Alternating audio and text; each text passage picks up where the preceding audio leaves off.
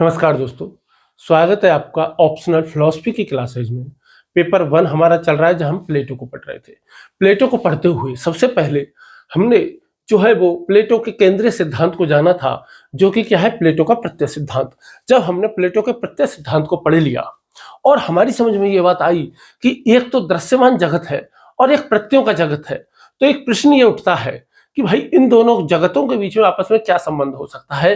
कि भाई एक तो ये प्रत्यय जगत है हमारा, दूसरा ये वस्तु जगत है, इन दोनों के बीच में आपस में आखिर क्या रिलेशन, किस प्रकार का संबंध हो सकता है। क्योंकि हमने पढ़ा था कि जो प्रत्यय जगत है वो तो कैसा है, वो तो नित्य है, वो कैसा है, वो तो शाश्वत है, वो कैसा है, वो तो शाश्वत है, वो कैसा है, वो बुद्धिगम्य है, यानी कि उसे केवल और केवल बुद्धि से ही जाना जा सकता है।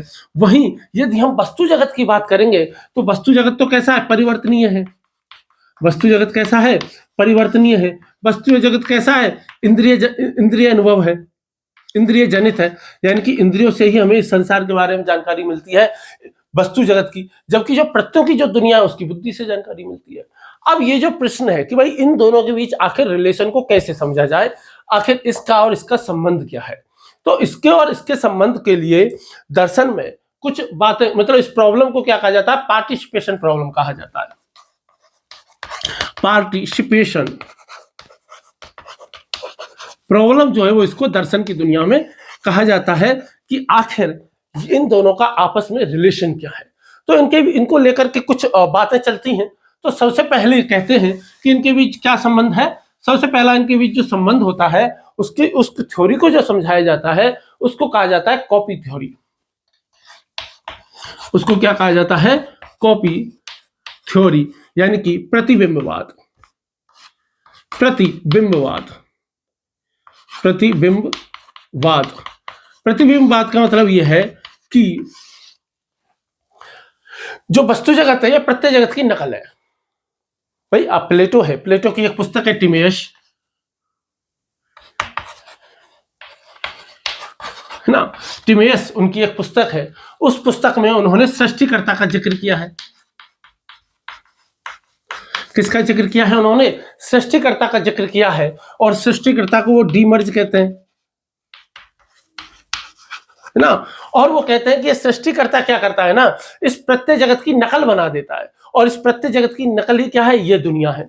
यानी कि प्रत्ययों की नकल, प्रत्ययों की नकल करके ही क्या बना दी है, प्रत्ययों की नकल से ही क्या बनाई है, अपनी दृश्यमान जगत बनाया है। जिस जगत में हम रहते हैं वो जगत बनाया हुआ है। और ये किसने बनाया है, ईश्वर ने बनाया है। और ये बात कौन कह रहे हैं, प्लेटो कह रहे हैं अपनी पुस्तक टिमेयस में। ये बात वो कह रहे हैं।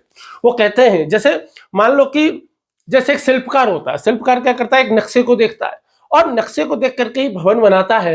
वैसे ही सृष्टिकर्ता ने, ईश्वर ने क्या किया, सारे प्रत्यय जगत को देखा और प्रत्यय जगत की नकल के आधार पर, प्रत्यय जगत के ब्लूप्रिंट के आधार पर जो है वो इस दृश्यमान जगत को बना दिया, इस हमारी इस ओरिजिनल दुनिया को बना दिया। जैसे मान लो कि वहां कहा प्रत्ययों के जगत में क्या है, एक मान लो कि सुंदरता का प्रत्यय है। प्रत्ययों के जगत में क्या है, एक सुंदरता का प्रत्यय है मान लो। तो संसार में जितनी भी सुंदर वस्तुएं हैं या जिन जिन वस्तुओं में सुंदरता है वो सब किसकी नकल है, इस सुंदरता की नकल है, इस सुंदरता के प्रत्यय की नकल है। इस सुंदरता के प्रत्यय की सारी छाया है। बात समझ में आ रही है। और यदि इसको हम गुफा के रूपक से यदि हम जोड़ दें, भाई केव थ्योरी भी तो थी ना, उन्होंने कौन सी थी, गुफा का रूपक भी तो दिया था, जो कि हमने लास्ट क्लास में पढ़ा था। तो यदि इसे हम गुफा के रूपक से भी यदि हम जोड़ेंगे तो आपको ये समझ में आएगा कि भौतिक वस्तु क्या है, उन आकृतियों की तरह हैं। जैसे ये गुफा है, यहाँ लोग बैठे हुए हैं, यहाँ आकृतियां बन रही हैं, ये रास्ता है और यहाँ पे जो है वो क्या जल रही है, आग जल रही है। तो भैया यहाँ पे जो भी छायाएं जो बन रही हैं ये कैसा जगत है, ये तो आपका भौतिक जगत है, ये तो आपका दृश्यमान जगत है। जबकि जो ओरिजिनल जो चीज है वो ये है, जिनको हम क्या कह सकते हैं, प्रत्यय जगत कह सकते हैं। इसी तरीके से प्लेटो ने हमको समझाने की कोशिश की है। ठीक बात समझ में आ रही है कि भाई परछाइयां कैसी हैं, भौतिक जगत है, जबकि जो वास्तविक आकृतियां वहां से जो गुजर रही हैं वो प्रत्ययों का जगत है। अब यहाँ पे समस्या क्या आती है, यहाँ पे एक समस्या उभर करके आती है, वो ये आती है कि यदि प्रत्यय अमूर्त है और प्रत्यय यदि गैर भौतिक है तो भाई उनका प्रतिबिंब, उनकी नकल जो है वो भौतिक वस्तुओं कैसे हो सकती है। यदि आप किसी की नकल करना चाहोगे, जैसे मान लो यदि मैं दर्पण में स्वयं को देखना चाहूंगा तो मैं तभी देख सकता हूं जब मैं भौतिक रूप में विद्यमान हूं। क्या किसी अमूर्त रूप का चेहरा देखा जा सकता है? क्या अमूर्त रूप की छाया बन सकती है? नहीं बन सकती है। क्या किसी गैर भौतिक चीज की छाया बनती है? नहीं बनती है। तो जब किसी गैर भौतिक चीज की छाया बनती ही नहीं है, अमूर्त चीजों की छाया बनती ही नहीं है, तो भैया फिर प्रत्ययों की छाया कैसे बन रही है? फिर प्रत्ययों की नकल कैसे हो रही है? लोग ये प्रश्न पूछते हैं और खास तौर पर दर्पण के प्रतिबिंब की बात कह करके कहते हैं। वो कहते हैं कि भाई देखो, भौतिक वस्तु का तो मूल प्रकृति ही अलग हो गई, वो तो भौतिक है, और ये चीजें जो प्रत्यय जगत की दुनिया है ये अमूर्त है, तो दोनों की जो मूल प्रकृति है वो बिल्कुल अलग हो गई। तो ये बात समझ में नहीं आती है कि किसी अमूर्त वस्तु से मूर्त वस्तु कैसे बन रही है, और अमूर्त वस्तु की नकल यदि बनाई जा रही है तो वो मूर्त कैसे हो रही है। और एक और बात ये भी समझ में आ रही है कि यदि ये जो वस्तुएं संसार में जितनी भी वस्तुएं ये सब मात्र एक फोटोकॉपी है, यदि केवल एक प्रतिबिंब है, तो भैया इसका मतलब यह है कि जो वास्तविकता में ये जो दुनिया है ना, जैसे मैं हो गया, ब्लैक बोर्ड हो गया, चौक हो गया, कोई भी व्यक्ति हो गया, इसकी अपनी कोई स्वतंत्रता है ही नहीं। हमारी स्वतंत्रता वास्तविक है ही नहीं, क्योंकि इसलिए वास्तविक नहीं है क्योंकि हम सचमुच में हैं ही नहीं, हम तो नकल हैं।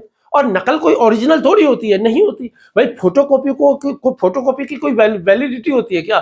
फोटोकॉपी की कोई स्वतंत्रता होती है कि नहीं? वो तो मूल चीज की प्रति है। भाई मान लो 10वीं की मार्कशीट है, अब 10वीं की मार्कशीट की फोटोकॉपी यदि आपने कर दी है तो वो स्वतंत्र थोड़ी है। असली चीज क्या है? असली चीज तो वो मार्कशीट है। तो स्वतंत्र वास्तविकता उसकी रह ही नहीं जाती है, और जब स्वतंत्र वास्तविकता नहीं रह जाती है तो फिर क्या हो जाता है? निहिलिज्म की दिशा में बढ़ जाते हैं। निहिलिज्म का मतलब होता है कि सब कुछ यूं ही चल रहा है, बस इन सब चीजों का कोई मतलब नहीं है, इन सब चीजों का जीरो है। निहिलिज्म का मतलब होता है कि हमारे जीने का कोई मतलब नहीं है, हमारी चीजों का, हम क्या कुछ भी कर रहे हैं, इन सब चीजों का कोई अर्थ नहीं निकलता। तो बेसिकली कॉपी थ्योरी में जो है वो ये समस्या आ जाती है। अब ठीक है, कॉपी थ्योरी में ये समस्या आ जाती है तो वो एक और थ्योरी देने की कोशिश करते हैं, और जो दूसरी थ्योरी जो दी जाती है इसके पक्ष में, इसके साथ में, उस दूसरी थ्योरी को कहते हैं सहभागिता थ्योरी, यानी कि पार्टिसिपेशन थ्योरी। कौन सी सिपेशन थ्योरी? पार्टिसिपेशन।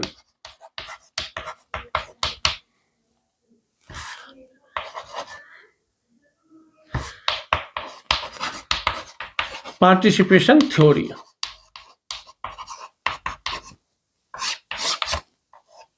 पार्टिसिपेशन थ्योरी जो है वो इसको कहा जाता है, यानी कि इसको हिंदी में कह सकते हैं सहभागिता सिद्धांत।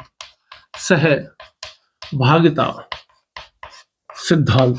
सहभागिता सिद्धांत का मतलब ये हो गया कि ये सिद्धांत प्लेटो ने ही दिया, ऐसा नहीं किसी और ने दिया, प्लेटो ने ही दिया है। प्लेटो की एक पुस्तक है फीडो। पुस्तक की कौन सी पुस्तक है? फीडो है ना। और इसके अलावा परमानाइडीज से भी वो यहाँ पर प्रभावित है ना, तो वहां मिलता है। वो ये कहते हैं कि जितनी भी भौतिक वस्तुएं हैं, सहभागिता सिद्धांत का मतलब क्या होता है कि जितनी भी भौतिक वस्तुएं हैं ना, ये भौतिक वस्तुएं क्या करती हैं? भौतिक वस्तुएं भौतिक वस्तुओं के द्वारा क्या किया जाता है? प्रत्ययों में भाग लिया जाता है। भौतिक वस्तुओं द्वारा प्रत्ययों में भाग लिया जाता है। प्रत्ययों में भाग लिया जाता है, यानी कि जितने भी भौतिक वस्तुएं, ये सभी क्या कह रही हैं? प्रत्ययों में भाग लेते हैं, पार्टिसिपेट कर सकते हैं। जैसे जितने भी मनुष्य हैं ये सभी एक प्रत्यय में भाग ले रहे हैं। किसमें? मानवता के प्रत्यय में, मनुष्यत्व के प्रत्यय में। सारे के सारे क्या कह रहे हैं? भाग ले रहे हैं। जितने भी दुनिया के वृत्त हैं वो एक वृत्त का जो एक मूल प्रत्यय है उसमें भाग ले रहे हैं। त्रिभुज वाले त्रिभुज में भाग ले रहे हैं, है ना। बात समझ में आ रही? सारे के सारे डॉगी जो है, सारे के सारे कुत्ते जो है, वो कुत्ते का जो मूल प्रत्यय है उसमें भाग ले रहे हैं।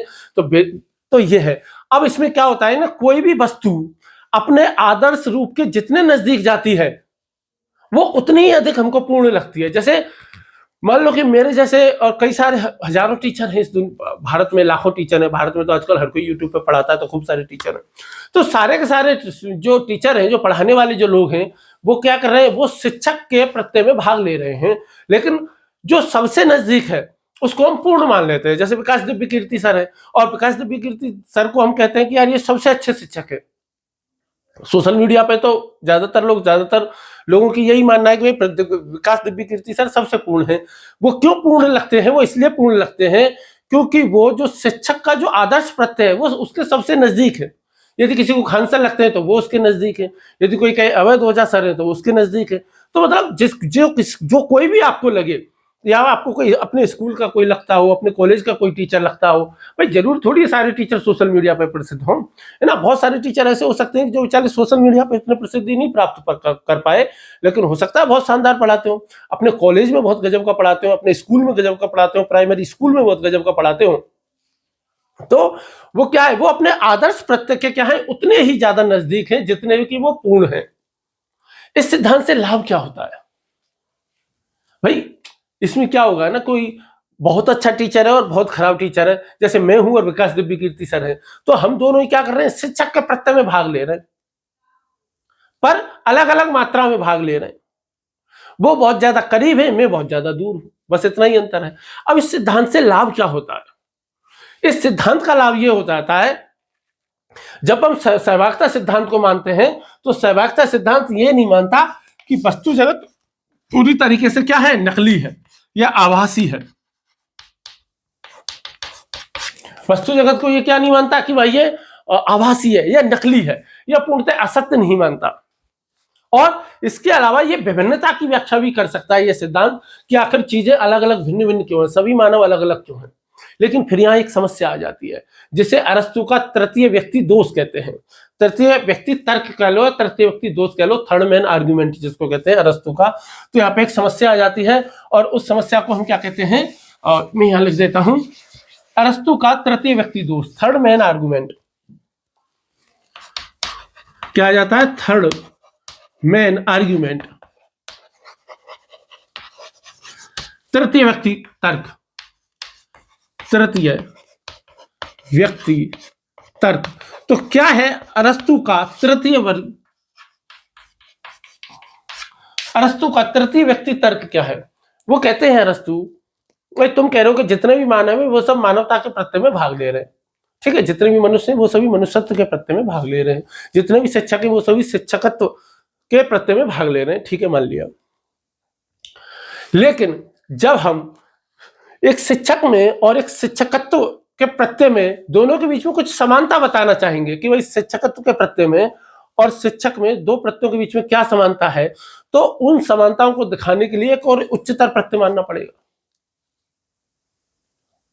जैसे मान लो हम तुलना करें किसकी, कि भाई आत्मा की या शरीर की और कंप्यूटर की यदि हम तुलना करें कि भाई जैसे कंप्यूटर में कोई आत्मा नहीं होती, ऐसे शरीर में भी आत्मा नहीं होती। कंप्यूटर बिना आत्मा के सोच लेता है, ऐसे हमारा शरीर भी बिना आत्मा के सोच लेता है। कोई यदि इस प्रकार की तुलना करेगा तो उसके लिए क्या क्या चाहिए, उसके लिए हम एक ये कॉन्सेप्ट मान करके चलेंगे कि भाई भौतिक वस्तुओं में ही ये गुण होता है। जैसे चार्वाक जो तर्क देते हैं वो वाला है कि भौतिक वस्तुओं में ही ये गुण होता है कि यदि उनको आपस में इस प्रकार से मिला दिया जाए तो उनमें चेतनता उत्पन्न हो जाती है। तो वो एक क्या हो गया, एक तीसरी चीज हो गई। अब यहाँ पे मनुष्य और मनुष्यत्व दो प्रत्ययों के बीच में जब हम कुछ बताना चाह रहे हैं, समानता समझाना चाह रहे हैं, तो अरस्तु ये कह रहे हैं कि एक तीसरा प्रत्यय और मानना पड़ेगा। और फिर जब वो तीसरा प्रत्यय और मानना पड़ेगा तो जब उस तीसरे प्रत्यय में और बाकी के दो प्रत्ययों में जब समानता दिखाएंगे तो एक और प्रत्यय मानना पड़ेगा। तो वो कहते हैं कि ये क्रम कैसा चलता जाएगा, अनंतता तक चलता चला जाएगा, आगे से आगे तक चलता चला जाएगा, क्योंकि समानता समझाने के लिए एक तीसरा मानना पड़ता है। और ये बात ऐसा नहीं अरस्तु ने उठाई है, ये बात खुद जो परमनिडीज जो पुस्तक है उनकी प्लेटो की, उस प्लेटो में उस पुस्तक में प्लेटो ने खुद ने भी यह समस्या उठाई है कि यार यदि मैं इसको ऐसी तरीके से मानता हूं, यदि पार्टिसिपेशन थ्योरी यदि हम इसको मानते हैं तो ये समस्या आती है, जिससे पता चलता है कि प्लेटो बौद्धिक रूप से कितने ज्यादा ईमानदार थे। ठीक है, ज्यादातर दार्शनिक होते हैं ना वो बौद्धिक रूप से ईमानदार ही होते हैं, तो प्लेटो भी उतने ही ज्यादा ईमानदार थे। अब ठीक है, अब तीसरा सिद्धांत तो एक और आता है जो कि आधुनिक व्याख्याकारों ने सुझाया है, जो कि प्लेटो ने नहीं सुझाया, आधुनिक व्याख्याकारों ने सुझाया है, और इसको हम कहते हैं अभिव्यक्तिवाद, यानी कि एक्सप्रेशनिज्म। एक्सप्रेसियोनिज्म। तो क्या है एक्सप्रेसियोनिज्म या सहभागिता सिद्धांत, वो सॉरी अभिव्यक्ति, क्या है अभिव्यक्तिवाद। तीसरा अभिव्यक्तिवाद क्या है, अभिव्यक्तिवाद या एक्सप्रेसियोनिज्म। बेसिकली देखो आधुनिक व्याख्याकारों ने सुझाया है वो ये कहते हैं कि जो वस्तु जगत प्रत्ययों का प्रतिबिंब नहीं है, बल्कि क्या है, वस्तु जगत जो है, वस्तु जगत प्रत्ययों की अभिव्यक्ति है। वस्तु जगत क्या है? प्रत्ययों की अभिव्यक्ति है। क्या है? प्रत्ययों की अभिव्यक्ति है। जैसे एक सुंदर संगीत रचना है ना, वो क्या करती है? वो सुंदरता को कॉपी नहीं करती है, बल्कि वो क्या करती है? उसे अपने माध्यम से व्यक्त करती है, सुंदरता को व्यक्त करती है। ठीक है। एक न्यायपूर्ण निर्णय जो होता है ना, किसी ने मान लो एक बहुत ही शानदार फैसला दिया है किसी जज ने, तो न्याय की कोई एक यांत्रिक कॉपी नहीं है कि भाई सेम टू सेम फोटोकॉपी कर दी गई हो प्रत्ययों की, नहीं, बल्कि हर परिस्थिति में अलग अलग तरीके से न्याय का जीवंत अभिव्यक्त है कि भाई न्याय को व्यक्त किया जा रहा है अलग अलग फैसलों के माध्यम से। तो बेसिकली धीरे धीरे यदि आप देखोगे तो ये विचार जो है वो हीगल के करीब चला जाता है। किसके करीब चला जाता है? हीगल के करीब चला जाता है। जो हीगल ने किसका कौन सा विचार दिया था? Absolute ideas. यानी कि हीगल ने कौन सा सिद्धांत दिया था? एब्सोल्यूट आइडिया का। और एब्सोल्यूट आइडिया का मतलब क्या होता है कि भाई एक ही भगवान है, एब्सोल्यूट आइडिया है, और जो कि क्या कर रहा है? वो चिंतन कर रहा है और उसके चिंतन में ही सारा काम हो रहा है। हीगल क्या कह रहे हैं कि स्वयं को प्रकृति, भाई ईश्वर क्या करता है? स्वयं को इतिहास और प्रकृति के माध्यम से क्या करता है? अभिव्यक्त करता है। ठीक, बात समझ में आ रहा है? कुछ लोग ये भी कहते हैं भाई कि भाई ये जो प्रत्यय जगत और वस्तु जगत में यदि आपको संबंध समझना है, जो नियोप्लेटोनिक्स जो हुए हैं, जिनको नियोप्लेटोनिस्ट कहा जाता है, न प्लेटोवाद जिन्होंने कहा जाता है, जिनकी एक पुस्तक है इनेट्स, ठीक है, इनेट्स इनकी एक पुस्तक है, उसमें कहा कि जो भौतिक जगत है ना वो दा वन है, दी वन है। जब मैट्रिक्स फिल्म में दी वन है ना, नियो को क्या कहा जाता है? दी वन कहा जाता है। तो इनेट्स एक पुस्तक है, यह है इनेट्स एक पुस्तक है, जिसमें वो क्या कहते हैं कि जितने भी भौतिक जगत है ना, ये चीजें जो है वो सब क्या है? दी वन का प्रवाह मात्र है। दी वन का क्या है? प्रवाह है। ना तो फोटोकॉपी है, ना सहभागिता है, ना ही अभिव्यक्ति है, बल्कि दी वन का क्या है? प्रवाह मात्र है। जैसे कि हीगल कह देते हैं कि भाई विचार कर रहा है, एब्सोल्यूट आइडिया विचार कर रहा है, यानी कि निरपेक्ष प्रत्यय जो है वो विचार कर रहा है, उसके विचारों में ये पूरी सृष्टि चल रही है। कहने का मतलब यह है, आपके भी दिमाग की दही हो गई होगी तीनों को सिद्धांतों को समझ के, हाथ कुछ लगा नहीं है ना, कोई भी भाव कम वक्त जगाने वाली जो भाव है वो मन में आ रहे होंगे। बेसिकली देखो ये है, तीनों सिद्धांत जो हैं उनकी एक ही मूल घटना है। प्रत्यय जगत कैसा है? अमूर्त है। वस्तु जगत कैसा है? मूर्त है।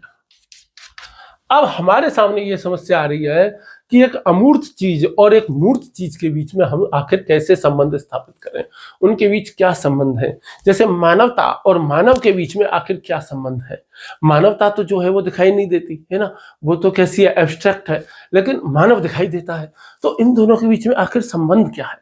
तो फिर हम कहें कि यार मानव के कार्यों से मानवता दिखाई देती है कि मानव के कार्य किस प्रकार के हैं।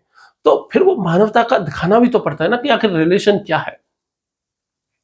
और ये समस्या कोई प्लेटो की नहीं है, ये समस्या अकेले प्लेटो की नहीं है, ये दर्शन की चिरंतन समस्याओं में से एक है। लंबे समय से यही समस्या रही है कि भाई जैसे हम कहते हैं कि भाई मानव का शरीर जो है वो कैसा है? मूर्त है, लेकिन इसके अंदर जो बहुत से लोग जो आत्मा मानते हैं वो कहते हैं कि आत्मा अमूर्त है। तो आत्मा और बॉडी का आपस में क्या रिलेशन है, आज तक कोई नहीं समझा पाया, कोई भी नहीं बता पाया। तो भैया जैसे डेकार्ट के मन में जब ये प्रश्न उठता है कि भाई मन और शरीर का जो द्वैत है इसके बीच में क्या संबंध है, तो डेकार्ट के मन में सवाल उठा कि आखिर हमारा मन है, हमारी आत्मा है, वो तो अमूर्त है, ये शरीर है, ये भौतिक क्रिया, ये दोनों आपस में परस्पर क्रिया करते कैसे हैं? तो इसीलिए उन्होंने शक किया, डाउट किया, और इसीलिए क्या कहा कि I think therefore I am, चूंकि मैं सोचता हूं इसलिए मैं हूं, उन्होंने ये कह दिया। यानी कि स्पष्ट व्याख्या वो भी नहीं कर पाए, स्पष्ट तौर पर वो भी नहीं कह पाए। वहीं जब बात स्पिनोजा के पास आई,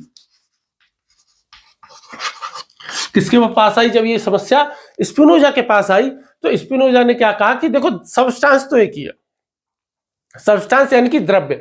देखो जो गुण होते हैं ना, गुण किसी ना किसी चीज में तो होते हैं, गुणों को धारण करने वाला ही गुणी होता है, और जो गुणी होता है उसको दर्शन में सबस्टांस कहा जाता है, या हिंदी में द्रव्य कहा जाता है। क्या कहा जाता है? द्रव्य कहा जाता है। सब्सटेंस या द्रव्य दर्शन की दुनिया में उसको कहा जाता है, जिसके अंदर गुण होते हैं।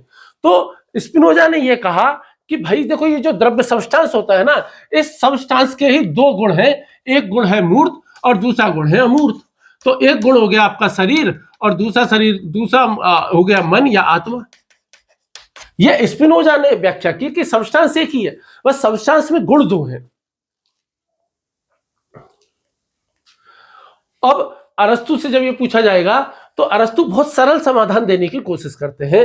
अरस्तु ये कहते हैं कि देखो, मानवता की जो अवधारणा है वो कहीं बाहर नहीं है, वो मानव के अंदर ही है, मानव में ही है। वो कहते हैं कि भाई जो सार्वभौमिक जो चीजें हैं वो वस्तुओं से अलग नहीं रहता है, प्रत्यय वस्तुओं से अलग नहीं रहता है, बल्कि वो वस्तुओं के भीतर ही विद्वान रहता है।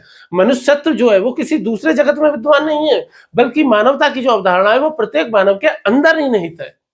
और इस प्रकार अरस्तु ये कोशिश करते हैं कि भाई प्रत्यय जगत और दृश्यमान जगत, जो वस्तु जगत है, इन दोनों के बीच का जो संबंध है या इन दोनों के बीच की जो खाई है या इन दोनों का जो रिलेशन है उसको थोड़ा बहुत स्पष्ट कर दिया जाए। जब हम अरस्तु को पढ़ेंगे तो अरस्तु का एक सिद्धांत आएगा जिसको कहते हैं रूप पदार्थ सिद्धांत, जिसको हम कहते हैं रूप पदार्थ सिद्धांत, जिसको हम कौन सा सिद्धांत कहते हैं? रूप पदार्थ सिद्धांत उसको हम कहते हैं, जिसको हाइलोमोर्फिज्म कहते हैं।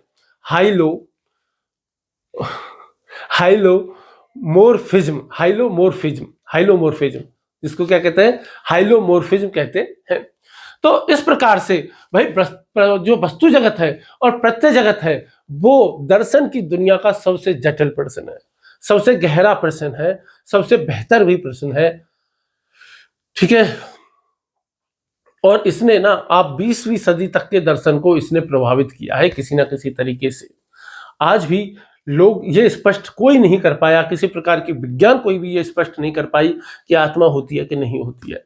यदि होती है तो वो शरीर के साथ किस प्रकार क्रिया करती है, यदि नहीं होती है तो फिर ये शरीर जो है, जो कि भौतिक है, ये आखिर किस प्रकार से जो है वो काम करता है। कुछ लोग इसकी तुलना कंप्यूटर से करते हैं कि जैसे कंप्यूटर होता है, कंप्यूटर को खूब खोल के देख लो, वहां कोई आत्मा नहीं होती है। फिर वो कह रहे हैं कि यदि कंप्यूटर के अंदर से मदरबोर्ड को निकाल दिया जाए, फिर कंप्यूटर के अंदर से सीपीयू से यदि कुछ चिपों को निकाल दिया जाए तो फिर कंप्यूटर काम क्यों नहीं करता है ना? तो वही वाली बात है। तो ये सारी की सारी समस्या जो है वो लगातार बनी हुई है। अभी भी इस समस्या का कोई सॉल्यूशन नहीं आया है और यही प्रत्यय जगत व वस्तु जगत में संबंध की बात है। इस पर प्रश्न कभी भी आ सकता है, ये बात ध्यान रखने की है। ठीक, चलिए आगे बढ़ते हैं। और आगे जब हम पढ़ेंगे तो एक दूसरी समस्या आएगी। और दूसरी समस्या क्या आएगी कि देखो, प्रत्यय जगत कैसा है? शाश्वत है, नित्य है, ये कभी भी बदलता नहीं है। प्रत्यय जगत है, ये लगातार परिवर्तनशील है, जिसको हम कहते हैं problem of being and becoming. भाई प्लेटो से पहले पार्मेनिडीज आए, और जो पार्मेनिडीज आए उन्होंने ये कहा कि सब कुछ जो है स्थायी है, सब कुछ सत्य है, सब कुछ नित्य है, सब कुछ अपरिवर्तनीय है। लेकिन इसके अलावा प्लेटो किससे भी मिले? हेराक्लाइटस से भी मिले थे। और हेराक्लाइटस क्या कह रहे थे कि दुनिया की प्रत्येक वस्तु लगातार परिवर्तन कर रही है, हम एक नदी में 2 बार नहा भी नहीं सकते। और उनके शिष्य ने तो ये भी कहा, क्रेटालिस ने, कि हम एक नदी में 1 बार भी नहीं नहा सकते। तो फिर ये समस्या क्या है? परिवर्तनशील और अपरिवर्तनशील। तो क्या ये जगत वास्तव में परिवर्तनशील है, वास्तव में जो है वो अपरिवर्तनीय है, क्या नित्य है? नहीं है। इसी को हम कहते हैं problem of being and becoming. तो इस प्रॉब्लम को देखते हैं, जिसको हिंदी में कह देते हैं सत्य तथा संभूति की समस्या। इस समस्या को क्या कहते हैं? सत्य तथा संभूति की समस्या। इस पे भी प्रश्न कभी भी पूछा जा सकता है, ये बात ध्यान रखने की है। और पुराने समय में यूपीएससी के इतिहास में इन चीजों पे जो है वो प्रश्न पूछे गए हैं। इसीलिए इस तरीके के प्रश्न नए प्रश्न बन करके आते रहते हैं, क्योंकि यूपीएससी नए तरीकों से जो है वो प्रश्न जो है वो पूछती रहती है। तो प्रॉब्लम क्या है नेक्स्ट हम देखेंगे, सत्य तथा संभूति की समस्या। सत्य तथा संभूति की समस्या।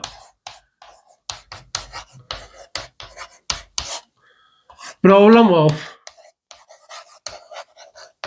Of being and becoming.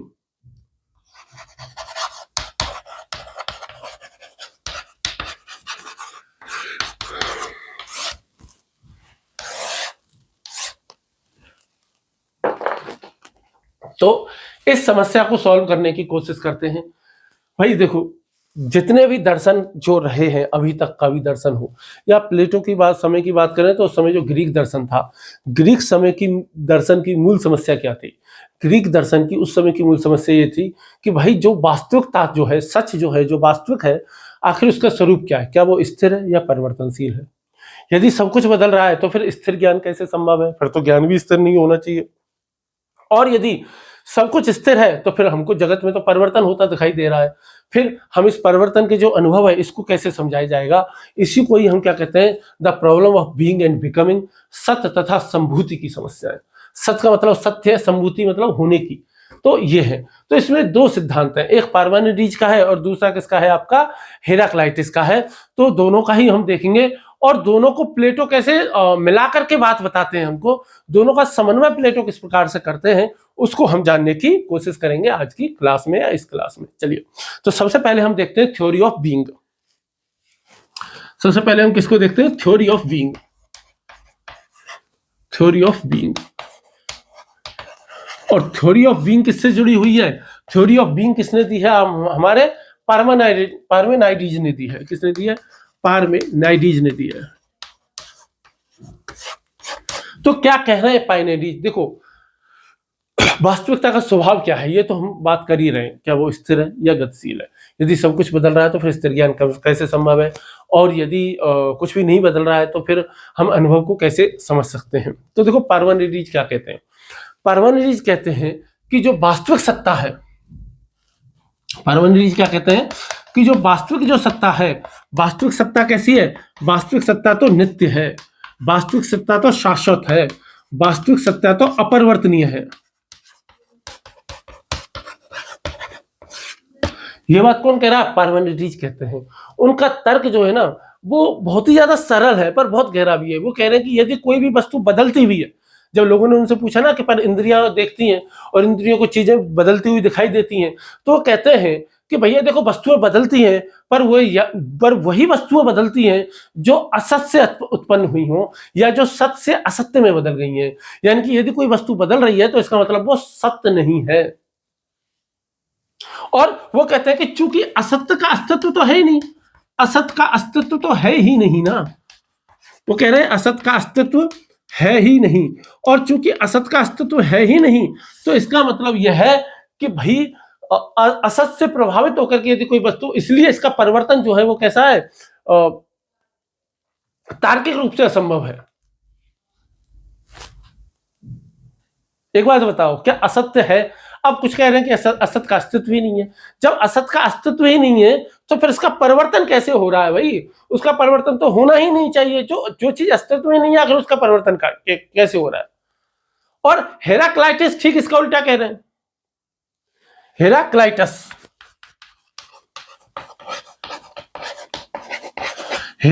जो है, हेराक्लाइटस साहब तो ठीक उसके उल्टा कह रहे हैं। वो कह रहे हैं कि वास्तविकता परिवर्तन ही है, यानी कि वास्तविक सत्ता परिवर्तन ही है, संसार निरंतर प्रवाह में है। वो कह रहे हैं कि संसार क्या है? एक फ्लक्स में है।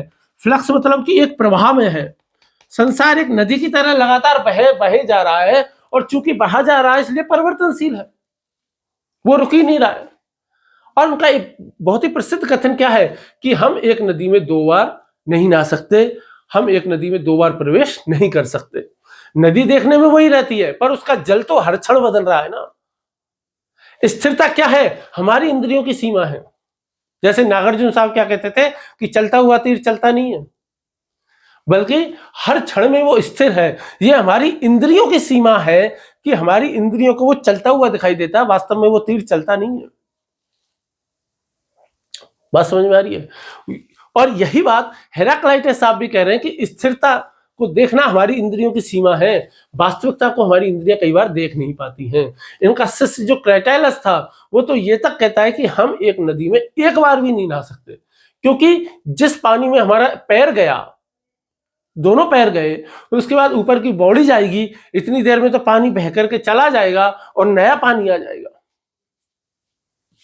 तो ये इन दोनों की बातें थी। इनको मैं पहले भी आपको इन दोनों के बारे में कई बार बता चुका हूं। अब प्लेटो जो थे वो तो इन दोनों से ही प्रभावित थे, लेकिन प्लेटो क्या कहते थे, लेकिन दोनों को ही अधूरा मानते थे।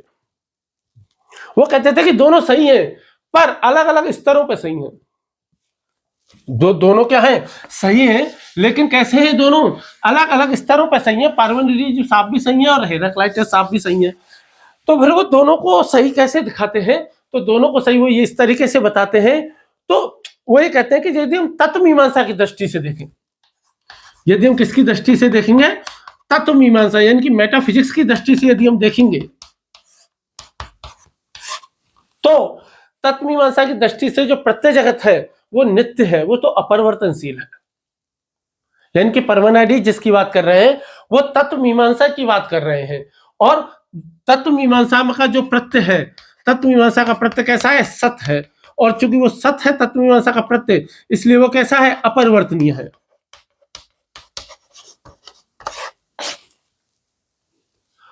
और उसी की बात कौन कर रहे थे, परमानेंट साहब जो है वो उसी की बात कर रहे थे। अब जो हेराक्लाइटस साहब हैं, उन्होंने जिसको देखा वो क्या कहते हैं, वो वस्तु जगत है। हेराक्लाइटस जिसकी बात कर रहे हैं, हेराक्लाइटस जिसकी बात कर रहे हैं वो क्या है, वो वस्तु जगत है। और वस्तु जगत तो कैसा है, अनित्य है। वो तो कैसा है, वो तो परिवर्तनशील है। इस प्रकार प्लेटो ने दोनों की समस्याओं का समाधान कर दिया। दोनों की समस्याओं का समाधान कैसे कर दिया, जब हेराक्लाइटस साहब कहते हैं कि हर चीज परिवर्तनशील है, संसार निरंतर परिवर्तन में है, तो प्लेटो कहते हैं बिल्कुल आप सही बात कर रहे हो, लेकिन ये बात केवल और केवल इस दृश्यमान जगत के बारे में सत्य है। यह दृश्यमान जगत लगातार परिवर्तन में है। और जब परमानेंट साहब कहते हैं कि भाई सत्य जो है वो कभी नहीं बदलता, स्थिर रहता है, तब प्लेटो कहते हैं कि बिल्कुल आप भी बिल्कुल सही कह रहे हो। यानी कि एक असली दूसरा प्रत्यय जगत है, और जो ओरिजिनल जो प्रत्यय है वो कभी नहीं बदलते, वो तो नित्य है, वो तो शाश्वत है, वो तो स्थायी है। ठीक, वो कहते हैं कि जो दृश्य जगत है ये तो निरंतर बनने और बदलने की अवस्था में रहता है, लेकिन जो प्रत्यय का जो जगत है वो कभी भी नहीं बदलता है, वो तो सत है। ठीक, इसीलिए वो सार्वभौमिक जो ज्ञान है, इसीलिए वो सार्वभौमिक ज्ञान को क्या कहते हैं, एपिस्टीम कहते हैं।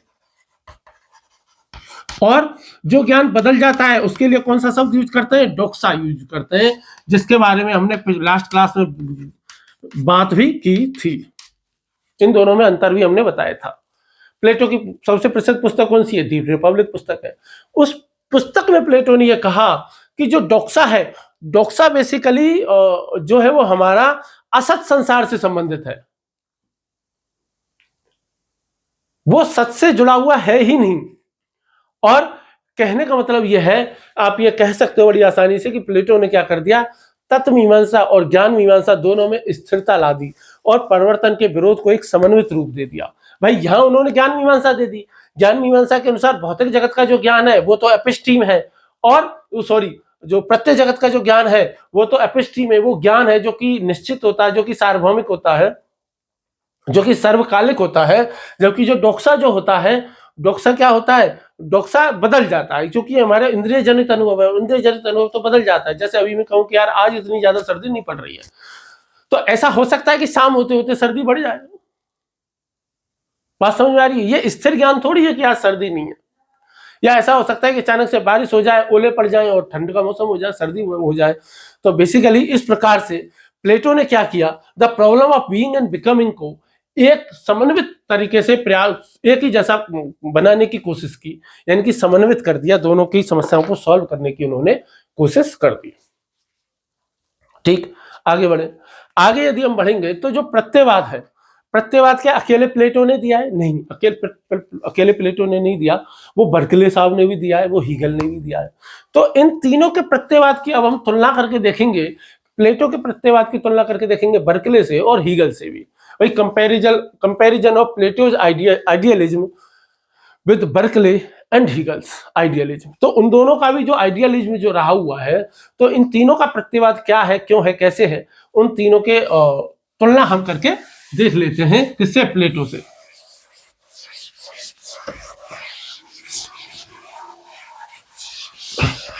तो किस किस की तुलना हम करेंगे,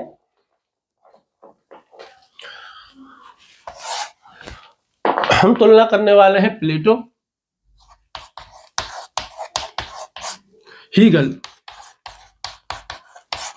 बर्कले।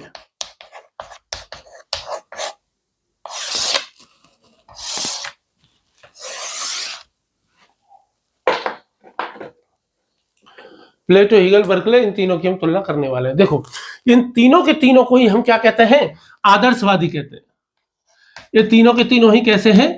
आदर्शवादी हैं। आदर्शवादी कौन होता है? आदर्शवादी वो होता है जो कि इस इंद्रिय जगत में सच को ना मान के सच को कहीं दूसरी जगह मानता है, इसलिए इन तीनों को आदर्शवादी कहते हैं। ये तीनों ही मानते हैं कि जो अंतिम वास्तविकता है वो भौतिक पदार्थ नहीं है, बल्कि अंतिम वास्तविकता क्या है? विचार या चेतना है। अंतिम वास्तविकता इनके लिए क्या है? चेतना है। और ये बात क्या है? तीनों में लागू होती है, ठीक। पर उनकी जो एकता है वो इतनी ही है। ये तीनों के तीनों आदर्शवादी हैं, तीनों के तीनों ये मानते हैं कि जो असली दुनिया है वो तो चेतना की दुनिया है, असली दुनिया तो विचारों की दुनिया है। बस यही दो समानता है, बाकी की चीजों में इनमें बाकी चीजों में इनमें भिन्नता आ जाती है। जैसे यदि हम प्लेटो के प्रत्यय की बात करेंगे तो प्लेटो का प्रत्यय कैसे है? प्लेटो के प्रत्ययों की यदि हम बात करेंगे तो प्लेटो के प्रत्यय कैसे हैं? अनेक हैं। प्लेटो के प्रत्यय कैसे हैं? नित्य हैं। प्लेटो के प्रत्यय कैसे हैं? शाश्वत हैं। साथ ही प्लेटो के प्रत्ययों की जो सबसे खास बात है वो क्या है? वो चेतना से स्वतंत्र है। वो क्या है? चेतना से स्वतंत्र है, यानी कि चेतना अलग चीज है और प्रत्यय अलग चीज है। ये कहाँ बात आती है? ये प्लेटो के यहाँ बात आती है। और इसी को ही हम क्या कहते हैं? ऑब्जेक्टिव आइडियलिज्म कहते हैं। प्लेटो के आइडियलिज्म को हम क्या कहते हैं? Objective idealism. Objective idealism, objective idealism हम प्लेटो को कहते हैं। वो ये कहते हैं कि प्रत्यय किसी मन की रचना नहीं है। तो क्या कहते हैं? कि प्रत्यय किसी मन की रचना नहीं है। लेकिन जब बर्कले साहब आएंगे तो बर्कले इनकी बात को बिल्कुल ही उल्टा कर देते हैं। और वो क्या कहते हैं? एस्से एस्ट परसिपी, अर्थात अस्तित्व का अर्थ है ग्रहण किया जाना। वो कहते हैं कि वस्तुओं का अस्तित्व ही चेतना पर निर्भर है। जैसे जंगल में मोर नाचा किसने देखा? कहावत है, हिंदी की कहावत है। बर्कले साहब कह रहे हैं कि यदि मोर नाच रहा है और उसको कोई देख नहीं रहा है तो इसका मतलब यह है कि वो मोर नाच ही नहीं रहा है। बस समझ में आ रही है? यानी कि वस्तुओं का अस्तित्व चेतना पर निर्भर है। ये कौन कह रहे हैं? बर्कले। बर्कले क्या कह रहे हैं? कि वस्तुओं का अस्तित्व अस्तित्व चेतना पर निर्भर है। अस्तित्व किस पर निर्भर है? चेतना पर निर्भर है। तो फिर जब उनसे कोई पूछे कि बहुत सारी ऐसी चीजें होती है जिनको कोई नहीं देख रहा होता, वो चीजें तब भी क्यों होती हैं? वो कहते हैं कि वो तब इसलिए होती हैं क्योंकि एक परम सत्ता है जो कि लगातार इस पूरी सृष्टि को क्या कर रहा है? परसीव कर रहा है, लगातार देख रहा है, लगातार उसको अनुभव कर रहा है। ठीक। वो कहते हैं कि मेज है, पर्वत है, वृक्ष है, ग्रीन बोर्ड है, चौक है, दीवार है, लाइट है, पंखा है, ये सब के सब क्या है? एक अनुभवों का ग्रुप है। It's a group of experience, अनुभवों का समूह है। यदि कोई नहीं देख रहा है तो वस्तु का अस्तित्व क्या है? ईश्वर के मन पर निर्भर रहता है, ईश्वर के मन में बना रहता है। यदि मान लो इस कमरे से मैं बाहर निकल जाऊं, इस कमरे में कोई नहीं है, तब भी ये ग्रीन बोर्ड रहेगा। और क्यों रहेगा? क्योंकि ईश्वर उसे देख रहा है। यदि ईश्वर भी देखने वाला नहीं होता ना तो ये ब्लैक बोर्ड होता ही नहीं। मैं देख रहा हूं इसलिए ब्लैक बोर्ड है, कोई इसे परसीव कर रहा है इसलिए ये ग्रीन बोर्ड है। और जब मैं नहीं कर रहा, कोई नहीं कर रहा होता है, इस दुनिया में से कोई नहीं कर रहा, तब कौन कर रहा है? ऊपर वाला कर रहा है। मुझे कहानी याद आ गई कि एक बार एक औघड़ बाबा थे, तो दो भाई थे सगे, बाबा के पास पहुंच गए। बाबा के पास के दीक्षा लेनी है कि बाबा साहब हमें अपना चेला बना लो। बाबा ने दोनों ने पैर पकड़ लिए। बाबा ने पहले तो दोनों की खूब ठुकाई पिटाई की कि छोड़ो मेरे कदम, मैं किसी को अपना शिष्य नहीं बनाता, चेला नहीं बनाता, भागो यहाँ से। पर दोनों ने पैर नहीं छोड़े। लास्ट में जब बाबा थक गया मार मार के, तो बाबा ने क्या कहा? ऐसा है, देख ये दो बकरे बंधे हुए हैं, इन दोनों को लेके जाओ, दोनों भाई अलग अलग, और इस बकरे की बलि देनी है, लेकिन ऐसी जगह पे देना जहां कोई नहीं देख रहा हो। एक भाई जाता है और 1 घंटे के अंदर अंदर जो है वो बकरे को बलि दे करके आ जाता है। वो कह रहा है लो साहब दे दी बलि। दूसरा भाई होता है, उसे 7 दिन हो जाते हैं, वो 7 दिन तक नहीं आता, 7 दिन के बाद आता है, बड़ा थका हारा परेशान सा। बाबा पूछते हैं क्या हुआ? उसने कहा बाबा मुझे माफ कर दो, मैं इस बकरे की बलि नहीं दे सकता, मुझे इस दुनिया में कोई ऐसी जगह नहीं मिली जहां कोई नहीं देख रहा हो। तो बाबा ने पूछा क्यों नहीं मिली भाई? तो बाबा ने पूछा जब मैं गुफा के अंदर गया, सबसे निर्जन इलाके में, तो पेड़ देख रहे थे, पशु पक्षी देख रहे थे, छोटे मोटे कीट पतंगे देख रहे थे। वो कह रहे थे जब ये भी कोई ना हो जिस जगह पे, मुझे उस जगह पे लगा कि यार मैं तो देख ही रहा हूँ।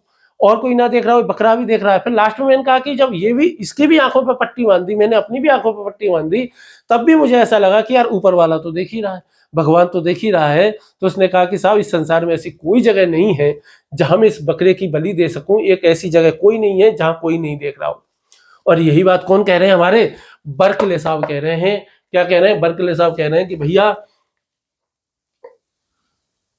कि भाई चेतना क्या है? ईश्वर के मन पे डिपेंड करती है। जब ईश्वर के मन पे डिपेंड करती है तो क्या वो ऑब्जेक्टिव रहेगी? नहीं, वो कैसी हो जाएगी? वो सब्जेक्टिव हो जाएगी। क्योंकि अनुभव पे, चेतना किस पे डिपेंड कर रही है? अनुभव पे। और सबके अनुभव अलग अलग होते हैं, इसीलिए इनका जो आइडियलिज्म होता है उसको सब्जेक्टिव आइडियलिज्म कहते हैं। उसको क्या कहते हैं? सब्जेक्टिव आइडियलिज्म हम कह देते हैं। अब बचते हैं हमारे हीगल साहब। हीगल साहब ने, आपको पता है कि एब्सोल्यूट आइडिया का, एब्सोल्यूट आइडियलिज्म की इन्होंने बात कही थी, है ना, यानी कि निरपेक्ष प्रत्य की इन्होंने बात कही। निरपेक्ष प्रत्य, निरपेक्ष प्रत्य का मतलब होता है एब्सोल्यूट आइडियलिज्म।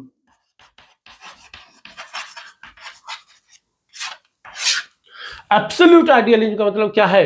ये क्या कह रहे हैं कि प्रकृति, समाज, इतिहास, ये सब क्या है कि दुनिया में सच केवल एक ही है, कोई सच है ही नहीं। और वो क्या है? एब्सोल्यूट आइडिया है, निरपेक्ष प्रत्य है। तो एक निरपेक्ष प्रत्य है, वो अब निरंतर चिंतन कर रहा है, वो स्थिर नहीं है, वो गतिशील है, वो चिंतन कर रहा है, वो चिंतन के द्वारा आत्म विकास कर रहा है। तो प्रकृति, समाज, इतिहास, वो सब क्या हो रहा है? वो निरपेक्ष प्रत्य के चिंतन में ही ये सब हो रहा है। वही स्वयं आत्म प्रकाशन कर रहा है, वो सब सोच रहा है, सोचने में ही ये सारी चीजें बन रही हैं। और इसी को ही हम क्या कह देते हैं? एब्सोल्यूट आइडियलिज्म हम इसको कह देते हैं। ना तो बहुलता है, ना व्यक्तिगत चेतना है, बल्कि क्या है? केवल एक ही एक निरपेक्ष प्रत्य है, एक ईश्वर है जो कि सोच रहा है, और उसके सोचने में ही ये पूरी संसार है, पूरी सृष्टि है। यानी कि मैं सचमुच में हूं नहीं, हीगल के अनुसार मैं सचमुच में नहीं हूं, ये चौक सचमुच को नहीं है, मेरा हाथ सचमुच में नहीं है, ग्रीन बोर्ड नहीं है, दीवार नहीं है, कमरा नहीं है, पंखा नहीं है, मोबाइल नहीं है, लाइट नहीं है, कुछ नहीं है। आप भी नहीं हो, मैं भी नहीं हूं। हम सब क्या है? केवल और केवल निरपेक्ष प्रत्य, जो एब्सोल्यूट आइडिया है, उसके चिंतन में हम हैं, हम वास्तविकता में है ही नहीं। ये बात कौन कह रहा है? ये बात हीगल साहब कह रहे हैं। ये बात कौन कह रहे हैं? हीगल साहब कह रहे हैं। और बर्कले साहब के अनुसार हम इसलिए हैं क्योंकि हमें कोई देखने वाला है। जैसे जब कोई नहीं देख रहा तब ईश्वर हमें देख रहा होता है, इसलिए हम हैं। और प्लेटो साहब क्या कह रहे हैं? प्लेटो साहब कह रहे हैं कि हम प्रत्ययों की नकल हैं, और चेतना तो एकदम स्वतंत्र है, प्रत्ययों से अलग है ना। इसीलिए उनका ऑब्जेक्टिव आइडियलिज्म है, जो कि पूर्णतः जो एक ऐसा है, वस्तुनिष्ठ है, और वो वस्तुनिष्ठ है। इनका जो है वो आत्मनिष्ठ हो जाता है, सब्जेक्टिव है, और इनका एब्सोल्यूट आइडियलिज्म है। इसीलिए ये तीनों के प्रत्ययवाद में अंतर है। और क्या क्या अंतर है? यदि हम प्लेटो के यहां जाएंगे तो प्लेटो के यहां प्रत्यय जगत अलग है, दृश्यमान जगत अलग है। यानी कि प्लेटो के यहाँ कितने स्तर हैं? 2 स्तर बने हुए हैं। एक तो हाई क्लास है ना, जो कि ओरिजिनल चीज है, शाश्वत है, नित्य है। दूसरी एक यहाँ कॉपी है, जिसको टू वर्ड थ्योरी कहते हैं। इसीलिए कई बार इसको क्या कह देते हैं? प्लेटो के सिद्धांत को टू वर्ड थ्योरी भी कह सकते हो आप, टू वर्ड थ्योरी। 2 संसार हैं, एक असली संसार है, और हम जिस संसार में रह रहे हैं ये क्या है? नकली है। बर्कले क्या करते हैं? बर्कले इस द्वैत को समाप्त कर देते हैं। बर्कले नहीं कहते कि द्वैत नहीं नहीं नहीं नहीं नहीं, वो कहते हैं कि भौतिक जगत का तो कोई स्वतंत्र अस्तित्व है ही नहीं, और चूंकि इस भौतिक जगत का कोई स्वतंत्र अस्तित्व नहीं है तो 2 जगहों का प्रश्न ही नहीं उठता। बात समझ में आ रही है? और हीगल तो एक अलग ही बात कहते हैं। हीगल क्या कहते हैं? हीगल ना तो प्लेटो की तरह ये कह रहे हैं कि 2 दुनियाएं होती हैं, एक प्रत्ययों की दृश्यमान जगत में, ना ही वो ये कहते हैं कि भाई ये जो दृश्यमान जगत है ये चेतना की वजह से है। नहीं, वो क्या कहते हैं कि बस केवल और केवल एक एब्सोल्यूट आइडिया है। वो आत्मचिंतन कर रहा है, आत्मचिंतन के द्वारा वो सेल्फ डेवलपमेंट कर रहा है। और जो भी ऐतिहासिकता दिखाई देती है, ऐतिहासिकता में जो तर्क संगत विकास दिखाई देता है, वो इसलिए दिखाई देता है क्योंकि वो स्वयं आत्मचिंतन कर रहा है, लगातार बेहतर चिंतन करता चला जा रहा है। लेकिन क्या तीनों के चिंतन में कुछ कठिनाइयां भी हैं? क्या तीनों के चिंतन में कुछ समस्याएं भी हैं? हाँ, बिल्कुल भी है। पहला समस्या, प्लेटो के यहाँ तो भाई टू वर्ड थ्योरी, दोनों संसारों का रिलेशन ही आज तक समझ में नहीं आया कि आखिर इन दोनों संबंधों का आपस स्पष्ट क्या है। पार्टिसिपेशन थ्योरी आज तक समझ में नहीं आई है। थर्ड मेन आर्ग्यूमेंट से सिद्ध होता है कि भाई ये कुछ समझ में ही नहीं आ रही है बात। अब बर्कले साहब के इस बात देखें तो बर्कले साहब के हिसाब से तो क्या है, बस जो है सब कुछ ईश्वर पर ही डिपेंड है। वस्तुनिष्ठता किस पर है, ईश्वर के है, ईश्वर पर ही निर्भर है। और बर्कले साहब के हिसाब से तो यदि ईश्वर को हटा देंगे तो फिर अस्तित्व ही समाप्त हो जाता है।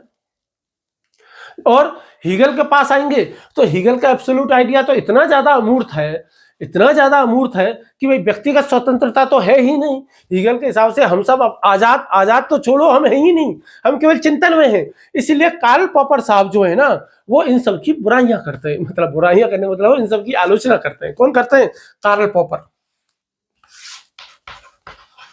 कार्ल पॉपर, कार्ल पॉपर की पुस्तक है फेमस, जो कि 1945 में आई थी, कि दी open society and it's enemies, कि खुले समाज के दुश्मन। और खुले समाज के दुश्मनों में प्लेटो और मार्क्स दोनों को खुले समाज के सबसे बड़े शत्रु मानता है। साथ ही वो हीगल की प्रणाली को भी क्या कहते हैं कि भैया तानाशाही को ये बौद्धिक आधार दे देता है, हीगल का भी, ठीक है। और कार्ल पॉपर साहब के हिसाब से क्या देखें, कार्ल पॉपर साहब कह रहे हैं कि यदि ऐतिहासिक दृष्टि से देखोगे तो सबसे पहले प्लेटो साहब ने आदर्शवाद की नींव रखी, बर्कले ने उसको चेतना पर केंद्रित कर दिया और हीगल ने उसको एक ऐतिहासिक तर्कसंगत प्रक्रिया में बदल करके रख दिया। बेसिकली सचवाद क्या है कि आदर्शवाद कोई एक स्थिर सिद्धांत है नहीं, यह विचार एक विकसित होती परंपरा है, अभी भी डेवलपमेंट हो रहा है और इसीलिए आदर्शवाद लगातार विकसित हो रहा है। इसलिए इसकी अनुभववाद वाले ज्यादातर जो लोग होते हैं वो सब इसकी क्या करते हैं, जबरदस्त आलोचना करते हैं। ठीक है, चलिए अब हम आगे बढ़ते हैं और आगे बढ़ते हुए अब हम ये देखते हैं कि भाई प्लेटो का हमने सिद्धांत इतना बड़ा देखा है, प्लेटो को हमने इतना पढ़ा है, तो अब उनकी समीक्षा करना तो बनता है, प्लेटो का मूल्यांकन करना तो बनता है। तो critical evolution of plateaus theory of forms, यानी कि प्लेटो के प्रत्यय सिद्धांत की समीक्षा एवं मूल्यांकन अब हम करेंगे ही करेंगे। क्रिटिकल एवोल्यूशन हम करेंगे, समीक्षा एवं मूल्यांकन प्लेटो के प्रत्यय सिद्धांत की। ठीक, तो हमने प्लेटो के प्रत्यय सिद्धांत, गुफा रूपक, है ना, और आपस में संबंध देखा, एपिस्टीम देखा, डोक्सा देखा, है ना, लगभग प्लेटो के हर चीज को हमने पढ़ा, उनके ज्ञान मीमांसा को, तत्व मीमांसा को, उनके ईश्वर को, उनके ईश्वर ने कैसे इस सृष्टि को बनाया, इस बात को, ठीक है। उनके प्रत्ययवाद की तुलना भी हमने करके देख ली बर्कले साहब से और हीगल साहब से। अब हम लास्ट में हम क्या कर लेते हैं, उनकी समीक्षा कर लेते हैं, उनका क्रिटिकल एवोल्यूशन हम कर लेते हैं, समीक्षा एवं मूल्यांकन। किसकी समीक्षा एवं मूल्यांकन हम करने वाले हैं, प्लेटो साहब की समीक्षा एवं मूल्यांकन, समीक्षा एवं मूल्यांकन।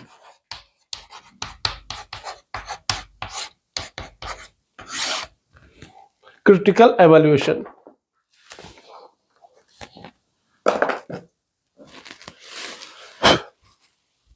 चलिए प्लेटो के सिद्धांत का केंद्रीय दर्शन क्या है। प्लेटो के सिद्धांत का केंद्रीय दर्शन है प्रत्यय सिद्धांत, ठीक है, सेंटर में प्रत्यय सिद्धांत है। और इसका आधार क्या है, इसका आधार है सोफिस्टों के सापेक्षवाद का खंडन करना। सोफिस्टों, भाई उस समय सोफिस्टों के सापेक्षवाद का खंडन।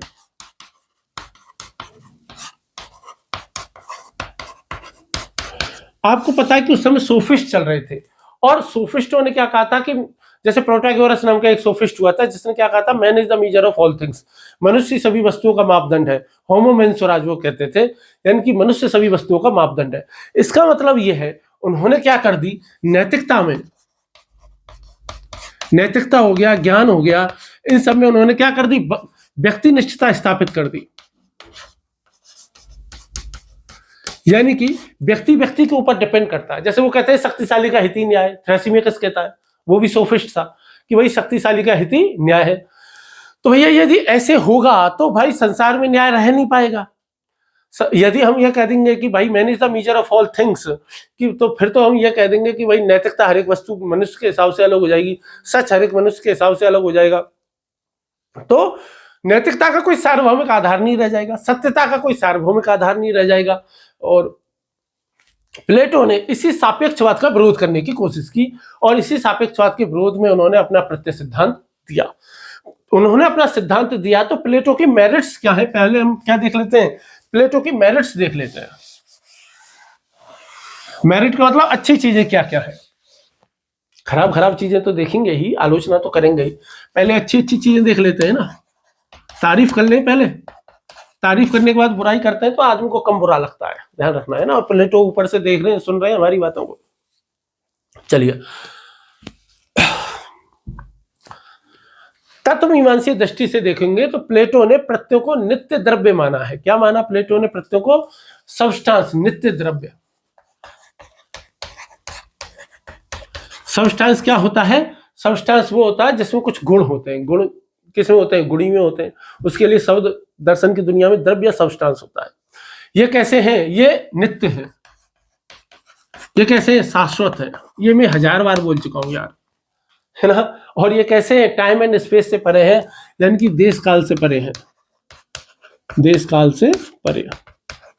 मेरे ख्याल से जितना मैंने पढ़ाया समझ में तो आ गया होगा प्लेटो। मेरे हिसाब से प्लेटो का प्रत्यय सिद्धांत अच्छे से समझ में आ गया होगा। यदि अभी भी समझ में नहीं आया तो आप और पूछ सकते हो, मैं और समझा सकता हूँ, कोई दिक्कत वाली बात नहीं है। वैसे तो जिस लेवल पे आप हो तो आपकी समझ में तो आ ही जाना चाहिए एक बार में ही, ऐसी कोई बहुत बड़ी बात है नहीं ना। प्लेटो क्या कहता है कि इस संसार से यदि सुंदरता की सारी सुंदर वस्तुएं नष्ट हो जाएंगी तब भी सुंदरता का प्रत्यय बना रहेगा। ये बात मैं आपको पहले बता चुका हूं ना। जैसे पाइथागोरस प्रमेय है, क्या पाइथागोरस प्रमेय किसी एक त्रिभुज पे आधारित है क्या? नहीं, वो तो त्रिभुज के सार्वभौमिक रूप पे आधारित है।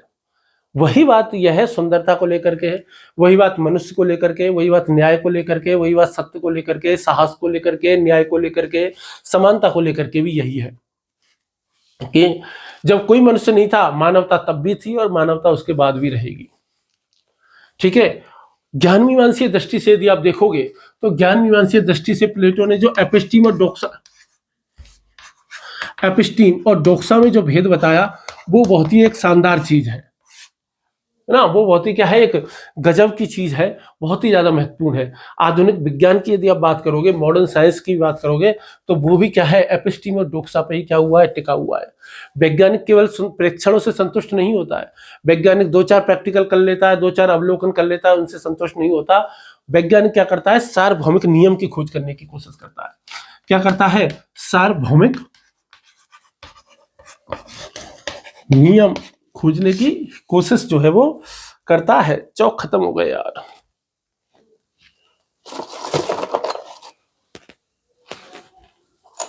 ठीक है। क्या करता है? सार्वभौमिक नियम खोजने की कोशिश जो है वो करता है। कांट इस विचार को आगे बढ़ाते हैं थोड़ा सा, और वो कहते हैं कि भाई विज्ञान की संभावना इसलिए है क्योंकि बुद्धि में क्या होता है ना, कुछ ए प्रायोरी संरचनाएं होती है। मैंने ये ए प्रायोरी सिद्धांत पढ़ाया हुआ है ना, एथिक्स की क्लास में पढ़ा दिया था, गलती से नहीं पढ़ाना चाहिए था। आप उसको वहां से यदि किसी को समझना है तो समझ सकता है, क्योंकि बुद्धि में कुछ ए प्रायोरी संरचना होती है। तो बेसिकली प्लेटो क्या कहते हैं कि भाई जो आधुनिक विज्ञान जो है ना, वो उस एपिस्टीम की क्या है, आधुनिक अभिव्यक्ति है। यदि आप नैतिकता की दृष्टि से देखोगे तो प्रत्यय सिद्धांत ने नैतिकता को जो है वो व्यक्ति निष्ठता से हटा के वस्तुनिष्ठता का आधार दे दिया। यानी कि नैतिकता को क्या दे दिया? नैतिकता को वस्तुनिष्ठ आधार दे दिया। नैतिकता को वस्तुनिष्ठ आधार दे दिया।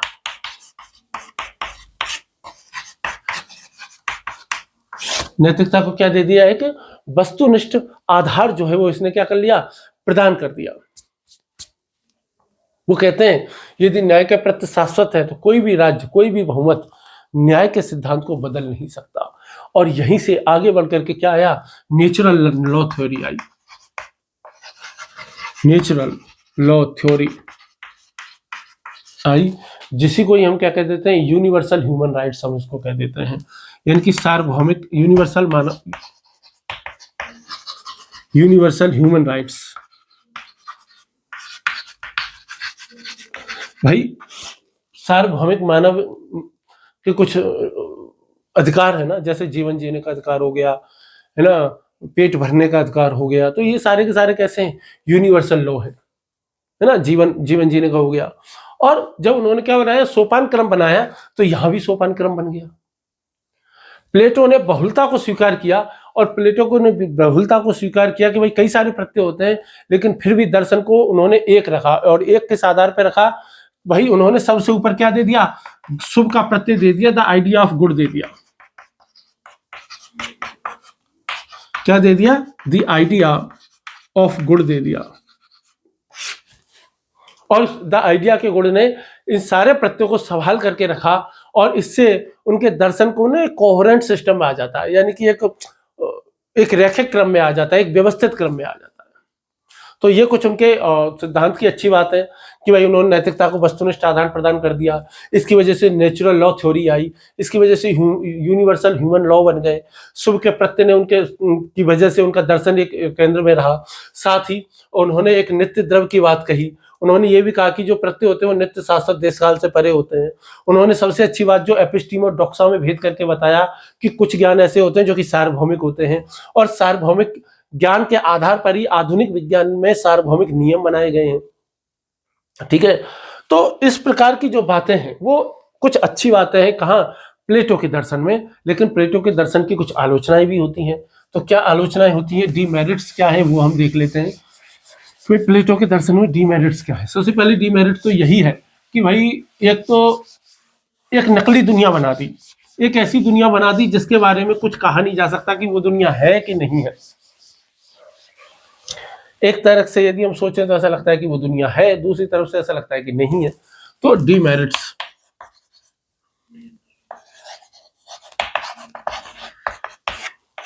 तो क्या डीमेरिट्स है, क्या आलोचना है? अरस्तु की आलोचना जो है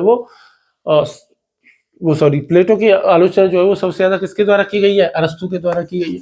अरस्तु की दो पुस्तकें, एक तो निकोमेकियन एथिक्स, दूसरी है मेटाफिजिक्स। इन दोनों में ही प्लेटो की जो आलोचना है वो खूब ज्यादा अरस्तु के द्वारा की गई है।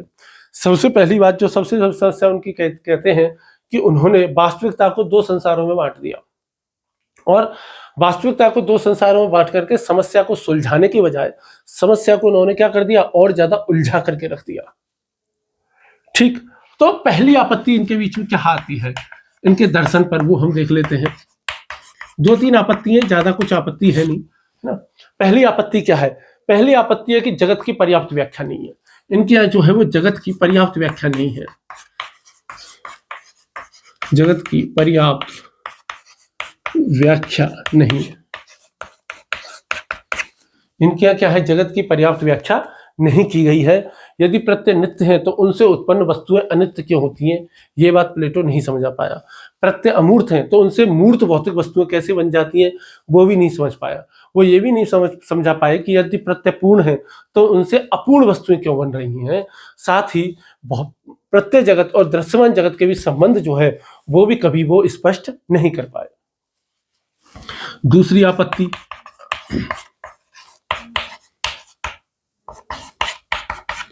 दूसरी आपत्ति उनके बारे में क्या कहा जाता है कि भाई अभाव और निषेध की समस्या है। किसकी है? अभाव और निषेध की समस्या। अभाव और निषेध की समस्या।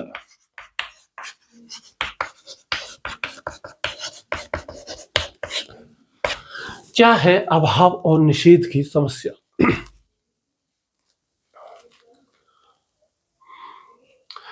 यदि संसार में प्रत्येक वस्तु का प्रत्यय है तो फिर अंधकार का प्रत्यय क्यों नहीं है? अन्याय का प्रत्यय क्यों नहीं है? बुराई का प्रत्यय क्यों नहीं है? अशुभ का प्रत्यय क्यों नहीं है? जो खराब खराब चीजें हैं आखिर उनका प्रत्यय क्यों नहीं है? और यदि इनके प्रत्यय हैं तो फिर अभाव का भी प्रत्यय होना चाहिए। और प्लेटो इसका उत्तर नहीं देते। प्लेटो इस बात पे क्या रह जाते हैं? मौन रह जाते हैं, चुप रहते हैं। वो इस बात का कोई जवाब नहीं देते। तीसरी आपत्ति एक क्या आती है, इसको मैं थोड़ी देर पहले आपको बता भी चुका हूं, है ना। तीसरी आपत्ति इस पे क्या आती है, जिसको हम क्या कहते हैं? थर्ड मैन आर्गुमेंट, जिसको हम कहते हैं थर्ड मैन आर्गुमेंट। क्या है तृतीय व्यक्ति तर्क? तृतीय व्यक्ति तर्क यह है, जैसे मैंने आपको पहले ही बताया था कि यदि मानव और मानवता के प्रत्यय के बीच में कुछ समानता बतानी पड़ेगी तो उसके लिए एक तीसरे और महान प्रत्यय को मानना पड़ेगा, एक और उच्चतर प्रत्यय को मानना पड़ेगा, और ये क्रम लगातार ऊपर चलता चला जाएगा। ठीक, तो इसका कोई स्पष्ट जवाब जो है वो प्लेटो का उत्तर नहीं देते हैं। इसके अलावा एक आपत्ति और है जिसको कहते हैं अनावश्यक द्विगुणन। चौथी आपत्ति को क्या कहते हैं? अनावश्यक द्विगुणन।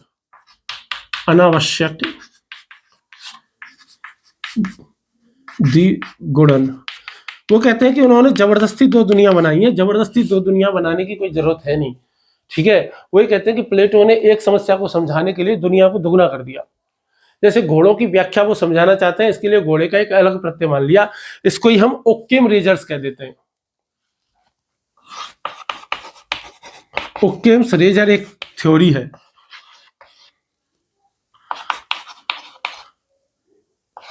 ओक्किम रेजर थ्योरी क्या कहती है कि जितने कम चीजों में हमारा काम चल जाता है, जितने सरल तर्क से हमारा काम चल जाता है, उतने तर्क से करना चाहिए। यानी कि बिना आवश्यकताओं के तर्कों की वृद्धि नहीं करनी चाहिए, बिना आवश्यकता के सत्ताओं की वृद्धि नहीं करनी चाहिए, बिना आवश्यकता के आलोचनाओं की वृद्धि नहीं करनी चाहिए।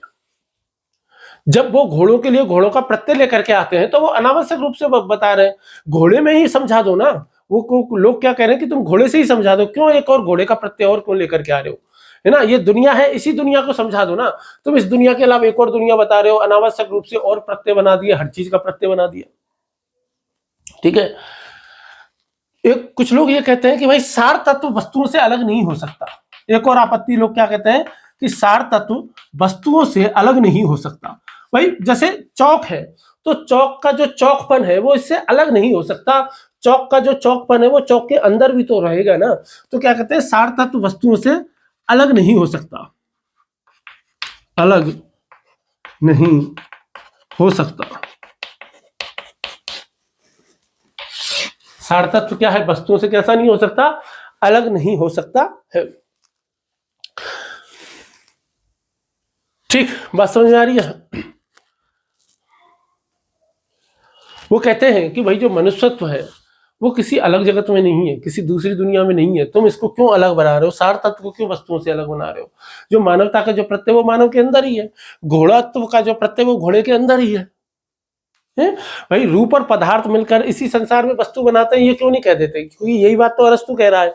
जो कौन से में हाइलोमोर्फिज्म जो उनका जो विचार आएगा, जिसको रूप आकार सिद्धांत कहते हैं, उसमें हम इसको देखेंगे। अब हम नीत्शे की आलोचना देख लेते हैं प्लेटो के बारे में। नीत्शे किस प्रकार से नीत्शे और कार्ल पॉपर दो आलोचना करेंगे। इनकी आलोचना को पहले शायद हम पढ़ भी चुके हैं, मैंने हल्का सा जिक्र किया होगा जब हमने प्रत्यय सिद्धांत पढ़ा था। तो एक तो आलोचना किसकी है, नीत्शे की है, एक किसकी है, कार्ल पॉपर की।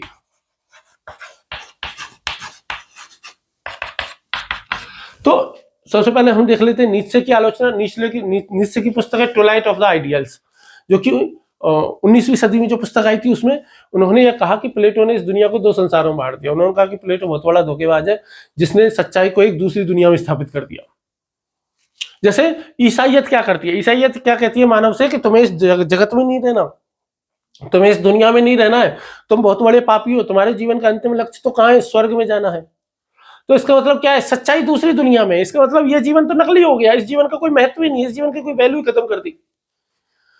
भाई इस संसार को, इस जीवन को, इस शरीर को क्यों कमतर ठहराने की कोशिश कर रहे हो, हैं? उन्होंने कहा कि तो प्लेटो ने और ईसाई धर्म ने मिलकर के ना इस संसार का बेड़ा गर्क कर दिया। वो दोनों ये कह रहे हैं, उन्होंने क्या कर दिया, इस मनुष्य को ना इस संसार से विमुख कर दिया। ले भाई इस जगत को छाया क्यों कहना, भैया क्या क्या जरूरत है इस जगत को छाया कहने की। जब ये जगत छाया है, हम भी छाया है, तो फिर हमारी ओरिजिनलिटी तो बची ही नहीं। इसीलिए नीचे कह रहे हैं विल टू पावर, कि जीवन जैसा भी है, सुख दुख जैसा भी है, इसको इसकी पूर्णता में ग्रहण करो, इसको पूर्णता में शामिल करो। सुख मिलते हैं, दुख मिलते हैं, जीवन इसी का ही तो नाम है, और क्या है। आगे सुख तो पीछे दुख है, पीछे दुख तो आगे सुख है? संसार एक नदी या सुख दुख दो किनारे हैं। तो ये सारी की सारी बात है। कार्ल पॉपर की पुस्तक है जो कि 1945 में आई थी, 1945 में, ओपन सोसाइटी एंड इट्स दुश्मन एंड इट्स एनिमीज, कि खुले समाज के दुश्मन, जिसमें वो खास तौर पे ये कहते हैं कि भाई प्लेटो ने क्या किया। प्लेटो के जब दार्शनिक राजा की अवधारणा दी, तो उसमें तानाशाही के बीच छिपे हुए हैं, उसमें अधिनायकत्व, अधिनायकवाद जो है, टोटलिटेरियन जो है, उसकी बौद्धिक नींव जो है वो है। और विटगेनस्टाइन भी एक आलोचना करते हैं। विटगेनस्टाइन कहते हैं कि जैसे दुनिया में सारी चीजें लगभग एक जैसी होती हैं, तो उनका जो है वो प्रत्यय अलग से बनाने की क्या जरूरत है। वो कहते हैं कि जैसे खेल है, खेल जैसी अवधारणा का कोई सार्वभौमिक प्रत्यय हो नहीं सकता, क्योंकि खेल जितने भी हैं सब अलग अलग तरीके के हैं। है ना। और विभिन्न खेलों में क्या है, कोई छोटा मोटा ही अंतर होता है, बहुत ज्यादा समानता होती नहीं है। तो ये सारी की सारी बातें जो कि प्लेटो की आलोचना के बारे में कही जाती है। ठीक है, चलिए फिर हम नेक्स्ट क्लास में मिलेंगे। नेक्स्ट क्लास में हम दो चीजों पे चर्चा करेंगे, प्लेटो की ही दो चीजें हैं। एक तो इस पे हम चर्चा करेंगे कि भाई प्लेटो का दर्शन परलोक में है और अरस्तु का दर्शन इस लोक में है। एक तो इसको इस पर प्रश्न आ सकता है, कभी भी प्राचीन काल में आया हुआ भी है। एक तो इस पर हम विस्तार से चर्चा करेंगे, और दूसरा जो टॉपिक है जिस पर हम विस्तार से चर्चा करेंगे, उस टॉपिक का नाम यह है कि संपूर्ण पश्चिमी दर्शन। एन व्हाइटहेड का कथन है कि संपूर्ण पश्चिमी दर्शन प्लेटो के दर्शन के फुटनोट्स के बराबर है, और एक हम उस पर चर्चा करेंगे। तो दो टॉपिकों पर नेक्स्ट क्लास में चर्चा करेंगे और प्लेटो खत्म हो जाते हैं। प्लेटो से संबंधित किसी प्रकार का कोई डाउट है आप पूछ सकते हो। प्लेटो से संबंधित पिछले सालों के प्रश्नों से संबंधित कोई भी क्वेश्चन पूछना चाहते हो पूछ सकते हो। प्लेटो पर जो पिछले सालों में प्रश्न आए हुए हैं उनके उत्तर किस प्रकार से लिखने चाहिए, या उन उत्तरों की यदि मैं चर्चा कर लूं तो कैसा रहेगा, तो ये सब आप बता सकते हो, जो भी कुछ आप चाहो।